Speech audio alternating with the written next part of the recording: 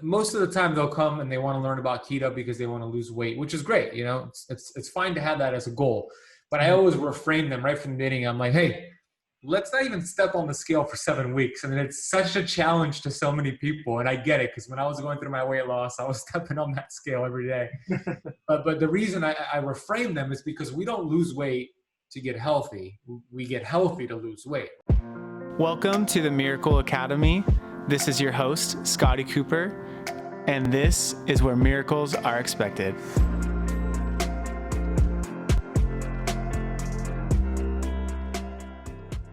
Hi, this is Scotty Cooper with the Miracle Academy. Today I have a really awesome special guest. He's really an expert in keto. This is Ben Azadi. He's the founder of Keto Camp and a best-selling author, that was kind of cool. I was like, well, that's pretty amazing. But so this is Ben. Hey, Scotty, good to be here with you, brother. Yeah, thank you. Thank you so much for making it to this. It's cool because Ben's actually in Florida right now, and he has this awesome keto camp. And it's when he told me about it, I was like, wow, this is really cool, and I have to have you on my podcast to learn about all the amazing things that you do. So. Yeah, I'm grateful. Thank you for that. And I love the things that you're doing too. So it's a great collaboration here. Yeah, definitely. So can you kind of tell us, like, how did you get started with Keto Camp and everything that you do? How did that all get started? Yeah, well, I went through my own health weight loss transformation back in 2008. Believe it or not, I was somebody who was obese for most of my life. I was 250 pounds in 2008. And I went through a very difficult and challenging time in my life where I hit rock bottom. I was depressed. I was suicidal. I was lost in life. I tell people that I was tiptoeing my way through life, hoping to land safely at death's door. And I had no goals, no aspirations. And if I did have a goal, it was to get the highest score in video games like Madden and Call of Duty, right? So I hit rock bottom, and it really forced me to figure things out. Start to read books from authors like Wayne Dyer, Bob Proctor, Earl Nightingale, and it really just helped me take responsibility and helped me realize that, okay, if I am the victor of my future, I am no longer going to be the victim of my past. So I took ownership, I took responsibility, and then I just started to focus on my health. And 9 months after that realization, and 9 months after taking responsibility, I went from 250 pounds down to 170. I went from 34% body fat down to about 6% body fat. I went from size 38 waist in my pants to size 30.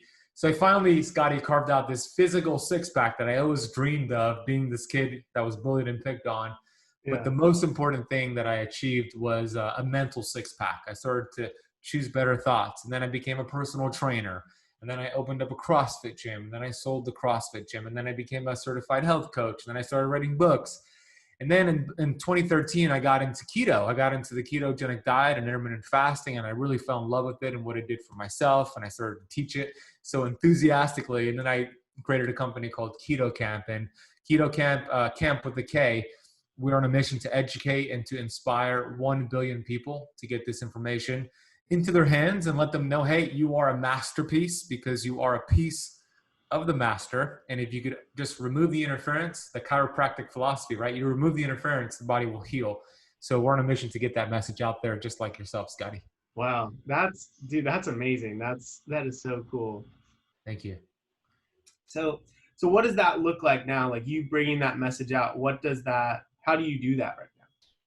We do it primarily, the main resource, I should say the main platform that most people get this information is our YouTube channel. Mm-hmm. We have 113,000 plus subscribers on there.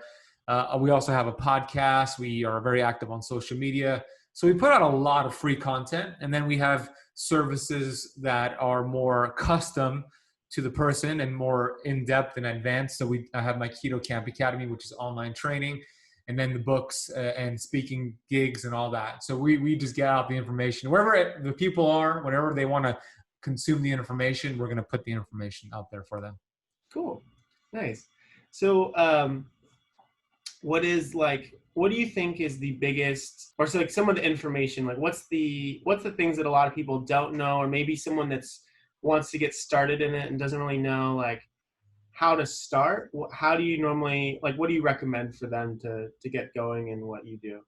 Yeah. So in regards to keto and fasting, is that Yeah. what you're asking? Okay. So, Yeah. I mean, the first thing to understand, a lot of people say keto is a fad, that it's a trend, and technically keto is not even a diet. This is the secret that not a lot of people talk about. Keto is not a diet. Keto is a metabolic process, and it's been around for as long as humans have existed, Mhm. 2.5 million years. Every single one of our ancestors went in and out of ketosis because of their environment. And when we fast forward today to the year that we live in, we know that all 70 trillion cells in the body are still hardwired and programmed for the old school, the way that our ancestors lived. So Mhm. it's just getting back to your ancestral roots, just bringing your carbohydrates low enough. So that's where I would start. Start reducing your carbohydrates, bring it down below 50 grams per day. And at the same time, you start increasing your healthy fats, your healthy proteins, and you don't snack in between your meals. For the love of God, stop snacking in between your meals. And you should be in this state of ketosis. And all that means is now your body has burned through its sugar reserves, which is called your glycogen stores, but it has burned through these sugar reserves that you store in your muscle and your liver. But now you have this flexibility, this metabolic flexibility to switch from burning sugar to burning fat, your fat cells. And then your liver produces ketones, which helps your brain just fire on all cylinders. We know that burning fat as your primary fuel source is a much cleaner fuel source. So the cells, the 70 trillion cells in the body, only have two options. We'll burn either sugar in the form of glucose or fat and ketones. That's the only two options we have. When we're stuck as sugar burners, it's not a fun way to live. We have to eat every 2 to 3 hours just to have energy. We don't feel good. We gain weight, we lose weight, we gain it back. And we just struggle to get results because I compare burning sugar to, like, picture a Mack truck that's speeding through the highway with all this smoke coming out of the exhaust pipe. That Mack truck is not going to be healthy for its surrounding environment with all that smoke.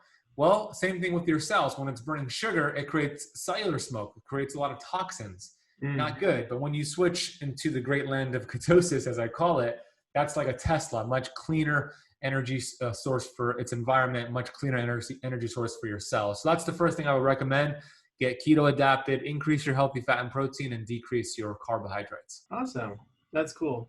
How long does it normally take to get keto adapted or to get into doing that normally? It depends on how fast you go into it. Some people like to just embrace the suck, and I'm going all in tomorrow. I don't generally recommend that, just because you might not feel good. Just like if you were a couch potato for 10 years and then you heard about a marathon coming to your town and you go run a marathon, that's not gonna work. You got to train for it, right? So Yeah. I would say to gradually start decreasing your carbs. Do that for, let's say you determine that you're having 300 grams of carbs per day, right? You just use like MyFitnessPal, and this is your starting point. Well, then starting tomorrow, drop that to 200 grams, and then gradually start decreasing it. So I would say about 14 to 21 days, you could get into ketosis safely with no side effects required, like the keto flu and the brain fog. You don't have to go through that if you do it the right way. That's kind of how I teach it. That is how I teach it in the Keto Camp Academy. Okay, cool. Awesome. What other things do you think keep people from really achieving it? Because I see people that say like, oh, I want to try it, and then they just haven't had success. What are the things that you see that are like, hey, these are the little tweaks that I've found that really help people be able to get the success that, say, you've had with it? Yeah, I would say that trying is failure with honor. So let's stop trying and start just doing, and Yeah. commit to something, at least for a certain period of time, a few months. Okay. The biggest reason I see people struggle on keto, there's two reasons why. Number one, they don't have the proper bile to break down the fat, right? Your liver produces bile.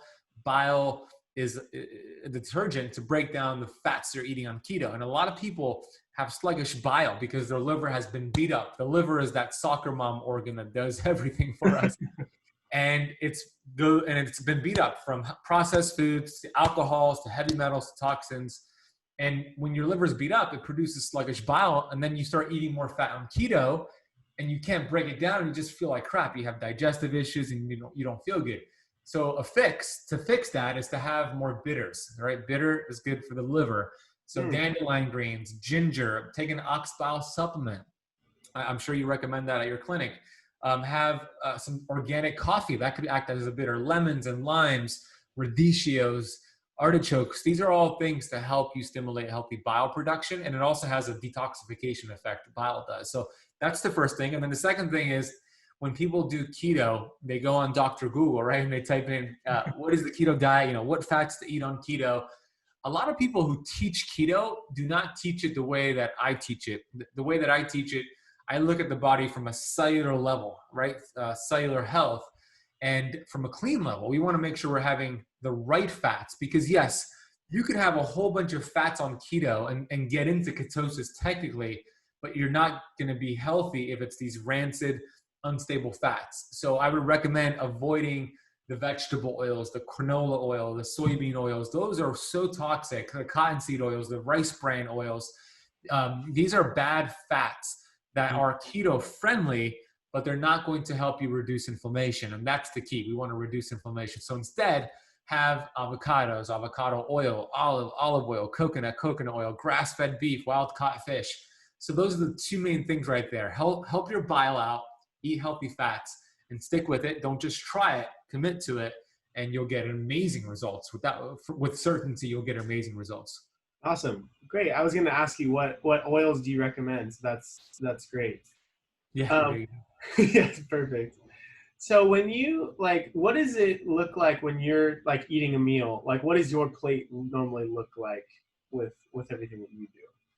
Yeah, I do really well eating meat. I did 40 days of the carnivore diet over the summer, where I had nothing but meat and animal fat and protein for 40 days. I did a whole bunch of lab work, did a podcast about it.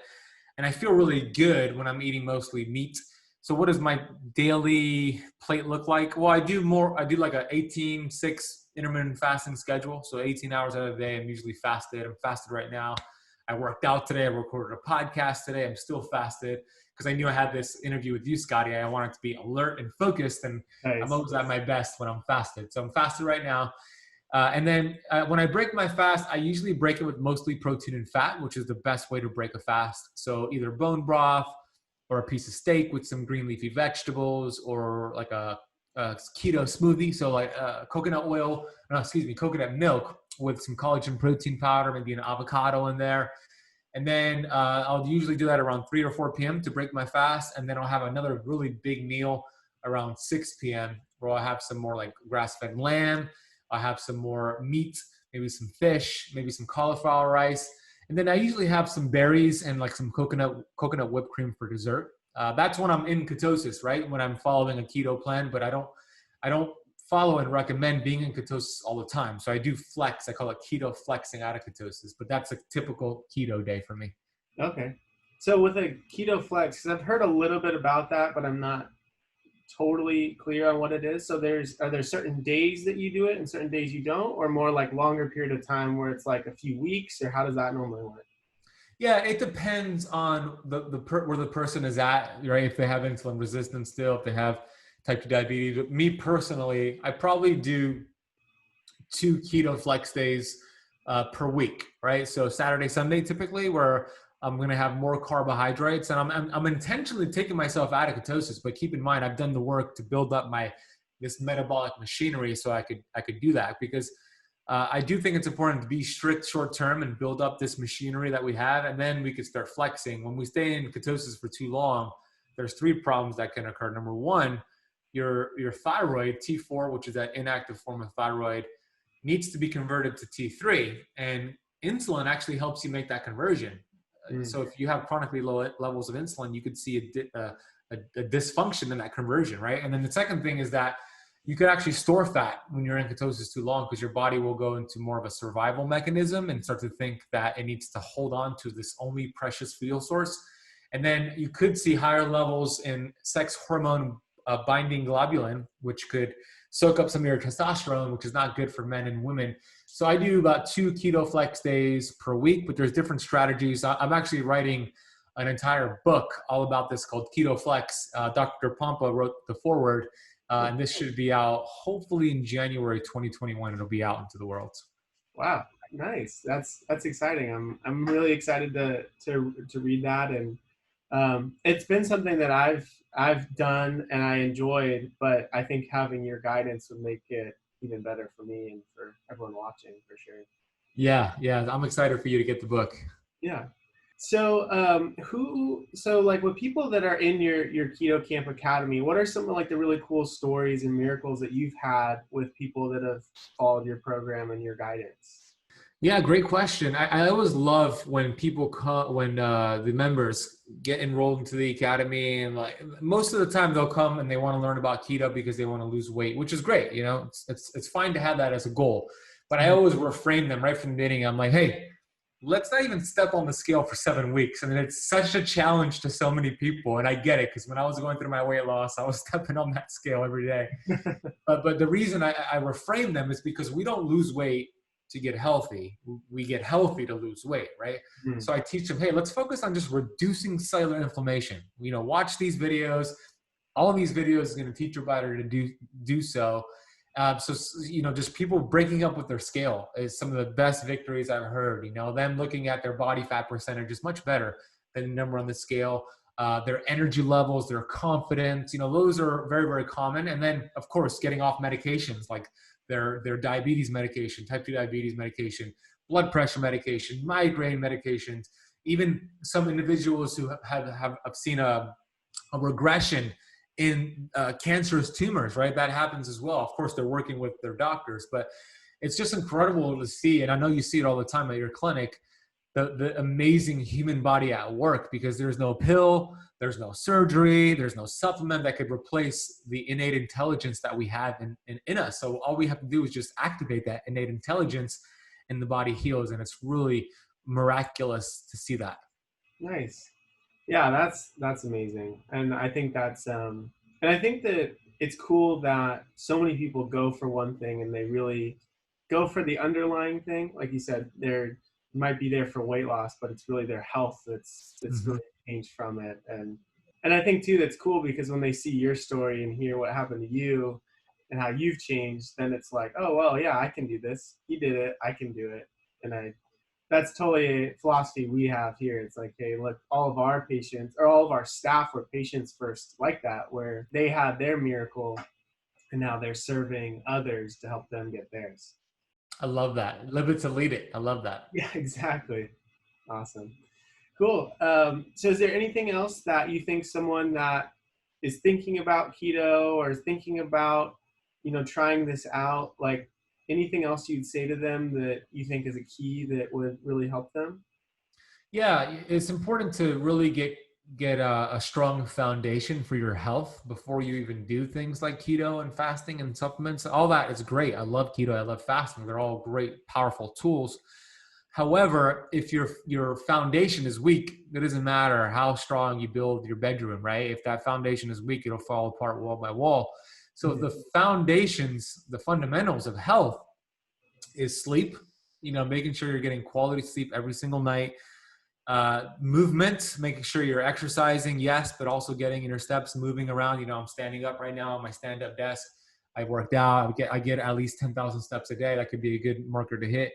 And then the third component there is to really monitor your thoughts, because a lot of people sabotage themselves by thinking negative thoughts. And we do think 60,000 thoughts per day on average. And most of those thoughts are the same thoughts from yesterday, about 90%. And they're usually negative thoughts that are learned behaviors. So it's important to reprogram this mind of ours that's racing all day long and start feeding energy to the healthy body we want, the healthy lifestyle, the results we want in life, because there's a universal law that says whatever we feed energy to expands, good or bad. So let's stop feeding energy to the things we don't want to work for us, that's not working for us. And let's start feeding energy to the things we do want to work for us. And guess what? You're going to get more things in life that are going to work for you. And some people say, yeah, Ben, that's a little woo-woo. Where's the science to back that up? Well, gravity is a universal law too, right? And if you don't believe in gravity, it doesn't matter. You could jump off a balcony and gravity is going to show you that it's real. Yeah. Universal law is real. So I would say get really strong on that foundation. And then when you start getting strict with keto and fasting, it'll just make your results skyrocket. Wow, that's awesome. Cool. Thank you so much for joining us today. And so for people that want to read your book, where do they find that? Yeah, I have 3 books right now that you could get. They're available on Amazon. Just type in Ben Azadi, and I have one of them on Audible, which is my fasting book. I read it myself.